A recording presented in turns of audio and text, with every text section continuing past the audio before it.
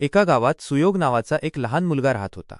सुयोग खूप हुशार होता, पण त्याला अभ्यास, शिस्त आणि स्वच्छता या गोष्टींची फारशी आवड नव्हती. तो नेहमी खेळण्यात, मित्रांबरोबर गप्पा मारण्यात वेळ घालवत असे. एका दिवशी सुयोगच्या आजीने त्याला सांगितले, बाळा, चांगल्या सवयी लहानपणी लावल्या तर त्या आयुष्यभर उपयोगी पडतात. जशी रोज झाडाला पाणी घातले तर झाड हिरवेगार राहते, तसंच रोज छोटी छोटी सवय आयुष्य सुंदर बनवते.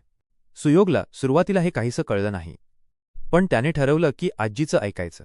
त्याने 3 सवयी लावायला सुरुवात केली. 1. रोज सकाळी उठल्यावर दात घासणे आणि स्वतःची शाळेची पिशवी नीट लावणे. 2.